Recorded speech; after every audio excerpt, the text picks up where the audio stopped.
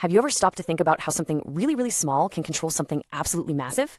I mean, a tiny electronic component smaller than your thumb that can handle enough power to run a factory?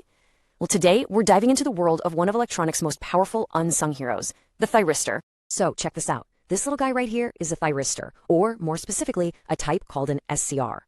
Now what's really wild is that it's a switch with zero moving parts. None. So how in the world can it handle huge amounts of electricity? We're talking everything from a few watts to several megawatts without ever wearing out. That is the big question, and that's what we're here to figure out. All right, so here's the deal. An SCR is basically a solid-state switch. You've got three connection points, the anode, the cathode, and this all-important one called the gate. Now think of the gate as the ignition key. Normally, electricity can't flow from the anode to the cathode. It's a closed door. But if you give the gate just a tiny little pulse of current, boom, the door flies open and a massive current can rush right through. It's kind of like using your pinky finger to open up a giant dam. Okay, let's put this thing to work. For its first mission, we get to see the thyristor in one of its most heroic roles. We're going to call this one the Guardian. Its whole job is to protect your valuable electronics from their worst nightmare, a sudden killer voltage spike. Just imagine this for a second. You've got your expensive computer, your gaming console, whatever, it's running perfectly. And then, out of nowhere, bam, there's a huge surge on the power line. How do you stop that wave of destructive energy before it completely fries all those delicate circuits? You're going to need something that can react, like, instantly.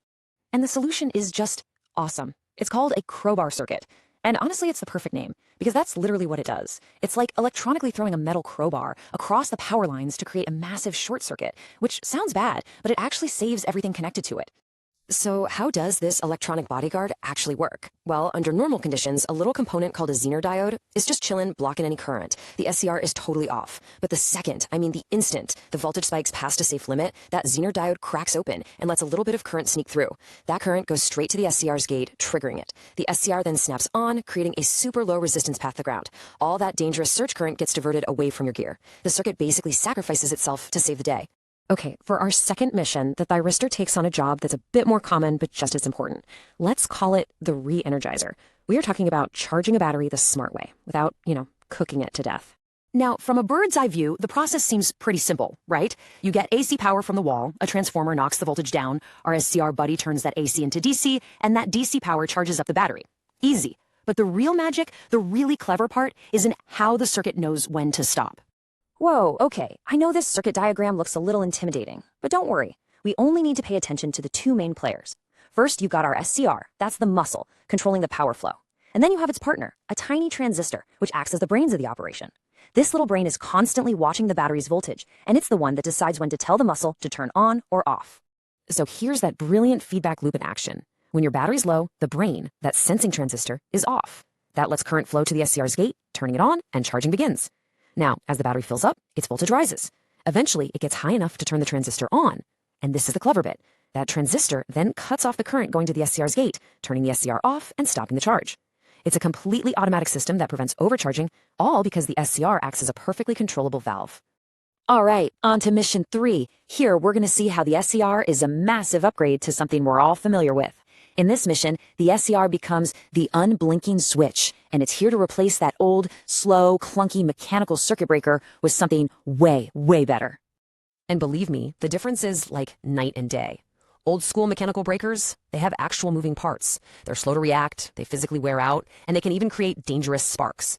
Now, static breakers made with SCRs, they're the complete opposite. They operate almost instantly, there are no moving parts to break, and they're incredibly reliable with a super long lifespan. It's a total game changer. And what's really cool is how versatile this tech is. You can design them for AC circuits, like you see on the left, and for DC circuits over on the right. But, and this is a big but, switching DC power is a whole different beast, because unlike AC, DC power never naturally drops to zero.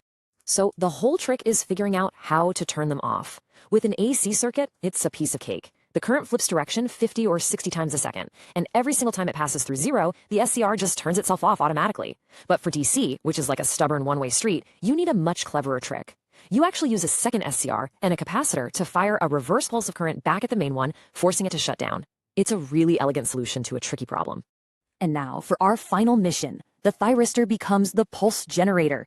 This is where we see its incredible speed and its raw power handling ability come together to unleash these massive bursts of energy in just a fraction of a second. The concept here is actually pretty simple, but the result is incredibly powerful. You take a capacitor, which is like a tiny, super fast battery. You charge it up nice and slow, storing up all this electrical energy. Then you use our friend the SCR as a lightning fast switch to dump all of that stored energy out at once. It's like filling a bucket drop by drop and then instantly kicking it over. So here's the play-by-play. During the positive part of the AC wave, the capacitor charges up, storing energy. Then, during the negative part, a little signal hits the SCR's gate. And bam, the SCR snaps on and the capacitor just violently discharges all of its stored energy. We're talking a massive pulse that can last less than a millisecond. Charge slow, release fast. And this isn't just some neat lab trick. What do you use this kind of raw power for? Well, think about the intense split-second heat you need for spot welding on a car assembly line, or the spark that ignites the fuel in your car's engine. This tech is used to create huge temporary magnetic fields for research, and even to test how durable electrical insulation is. This is industrial strength power, all under precise control. So, after seeing it in these 4 different missions, as a guardian, a re-energizer, a switch, and a pulse generator, what's the common thread? What's the Thyristor's real power? It all boils down to this. The SCR is the ultimate controllable gate for electricity. The real genius here is its ability to let a tiny, low-power whisper of a signal take precise control over a massive, roaring river of power. It is the definition of leverage in the world of electronics.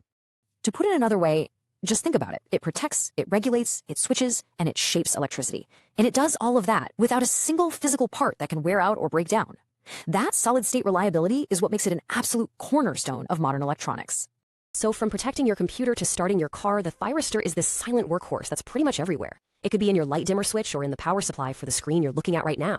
So the next time you see a device that's smoothly and reliably handling a lot of power, just take a second. What device are you using right now that might just depend on one of these incredible little switches? Thanks for watching. Please visit the channel for such more content, and don't forget to subscribe the channel and like if it is helpful to your knowledge, and comment if something is wrong.